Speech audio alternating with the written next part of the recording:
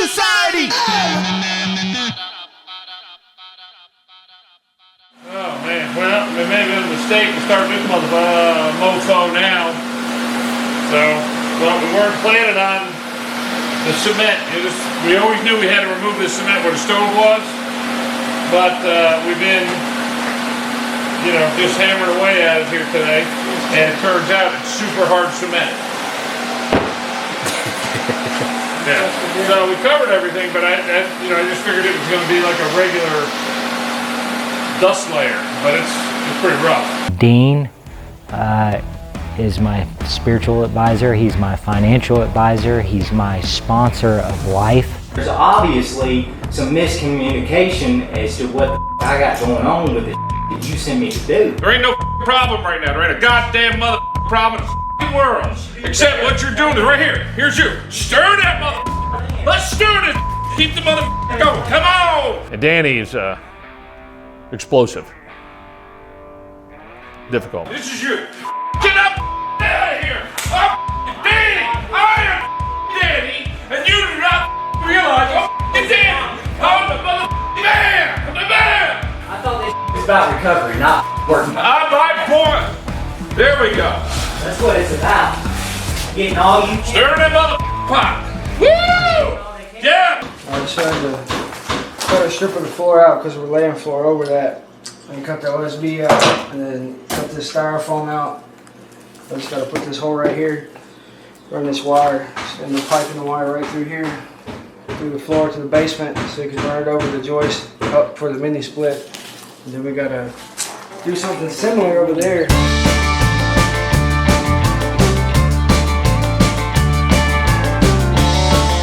It's really just a mental battle.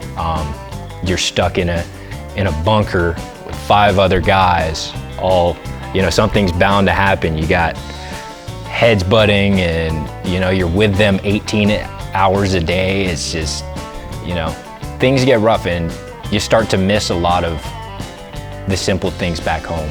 Like personally, I miss my dog the most, and him not being here, this beautiful, you know, Montana scenery and nature, it's tough. It's tough. So for me, it was like that mental battle of wanting to be here with, keep sticking it out, keep waking up at 6 a.m. and working till 4:30 and just doing that every day, going to meetings every day, being tired, just wanting to go back to my comfort zone.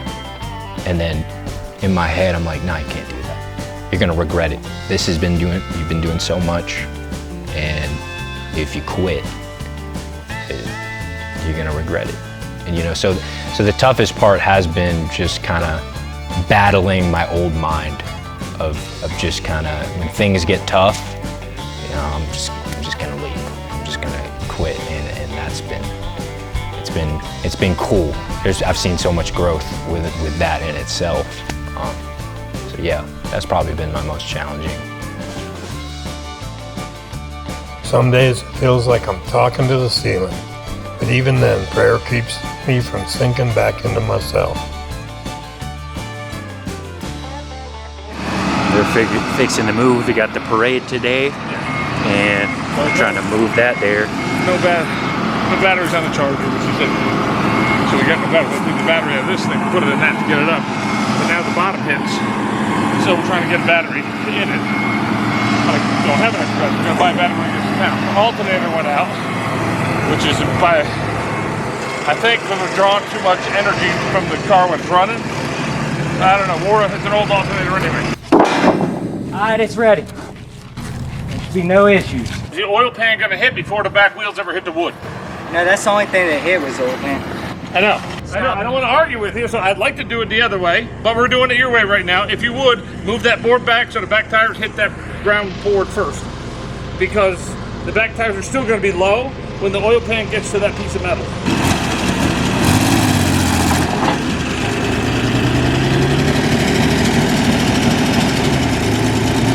Is the oil pan okay? Good. Nice, good.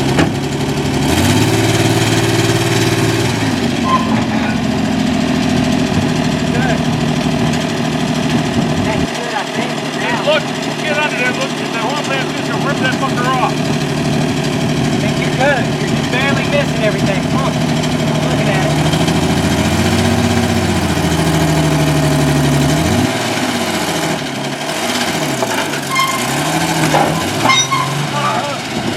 Right there, stop. The machine is tearing up. It won't stop. Last minute work too. Alternator goes out yesterday. And we, yeah. Battery dies. Solenoid goes out. Fix all that. Drive it. Tear it up some more. Parade's in 4 hours. In 3.5. 3 hours. And we're loaded up, and we're gonna go do the same thing in town in front of everybody. We're gonna show the love and compassion we have for one another to accomplish one goal. That's show up. That's awesome. You just found that thing in the trash. Right? Yeah. You heard what I just Living said? right. We're all going as a team to accomplish one goal, and that's get this thing through that parade and win this thing another year.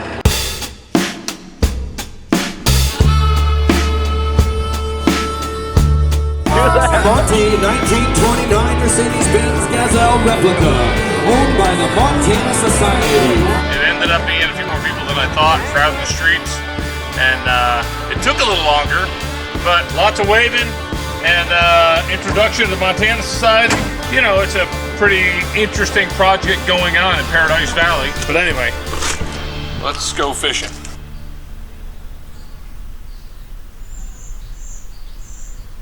Out here has been the most humbling and healing that I could have received. It's being in this place. It's like a soul tie. It's like I'm home. I'm at home in a place I've never been, with people I've never met. I'm finding my tribe, and just the words, you can't articulate the words to describe it, and the pictures and photos don't do it justice. It looks like a green screen, everybody on the East Coast. It's a place you have to come and experience for yourself, and then you get it. It's like that I have arrived moment you got when you're doing drugs. The changes I've seen within myself are spiritual, with my ability to really just see when I am acting out in a bad behavior, and being able to correct it. Loving on the men here. We're all so different from each other, and we're able to really meet each other where we're at. It was the spiritual aspect of it. I came here, and the first week I asked all the guys, including Russ, I was like, man, what is spiritual? Like, I just don't understand it. I can't get my head around it. What is this? And you know, I got so much feedback, them telling me about their higher power, and slowly learning to just give it a chance. And that was the biggest switch, was developing a spirituality of consistent prayer and, you know, trying to give it up to something else other than myself. That was probably my biggest hoop within the steps. The most like memorable, so we did our 4th and 5th step, me and Dean, we drove out, and it took about 6 hours. We cut off work at 12:30, and me and him just drove off and started doing our resentments. And I'll tell you what, man, it was like every person explains a 4th and 5th step as like something like this extravagant thing that helped them so much. It was exactly that. I mean, I had tears in my eyes when we were eating dinner and finishing it. Tears in my eyes, and I hugged Dean, and it was just the most, like, it felt so good. The day is here, finally.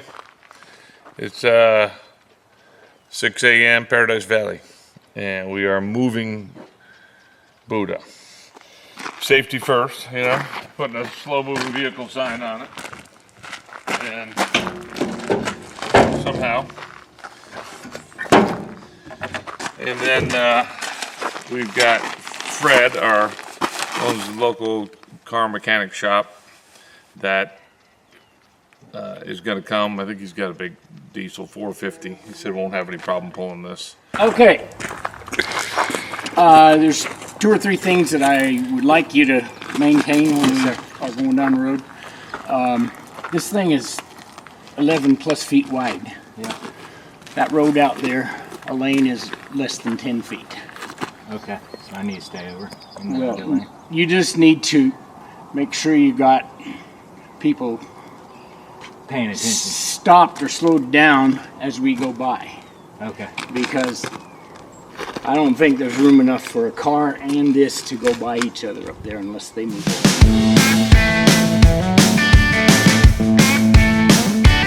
It cranks it down pretty good, but look from back here. The tire's not flat. The lug nuts are loose. That's why it's wobbling. Oh my God! Do not let him change your tires on your car. You will die. Somebody will get hurt. That's happened multiple times. Yeah, the tires, they don't stay on the vehicle. Working with him can be a little tough. He likes to he wings it.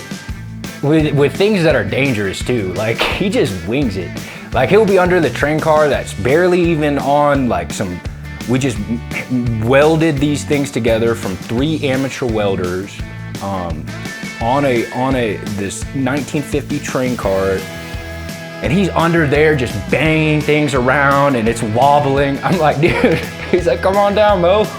Just screw these on. I'm like, all right, I trust you, Dean, but he's a dangerous guy. I mean, the welds are broken, but maybe keep it from moving.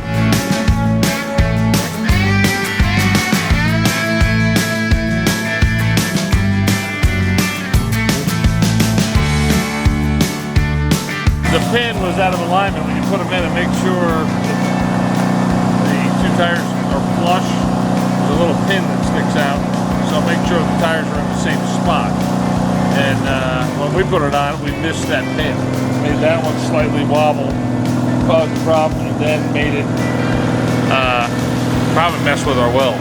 But anyway, Fred's got 8 to 60 years of doing this stuff, and he's like, Yeah, he has no sweat about it. He's not at all. like this.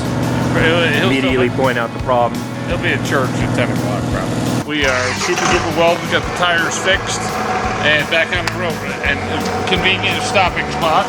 Fred saved our cam here.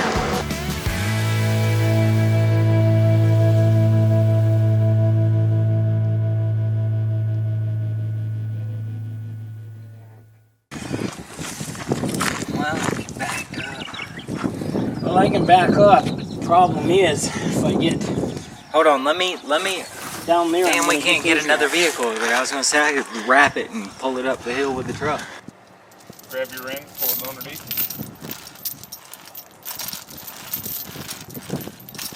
Nice and easy.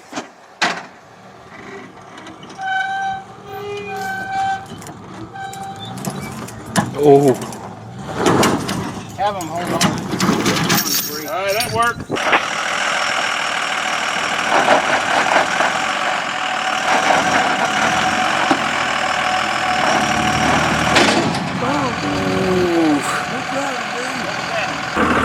you bring it over 2 feet this way, or you start curving to this. Imagine just going in on someone's head like that. can't imagine. I'm not a serial killer. Okay.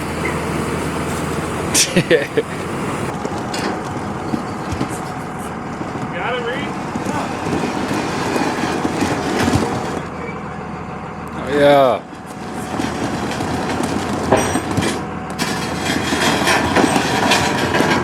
Yeah. All right. I'm done with y'all till 8 a.m. tomorrow. Montana Society!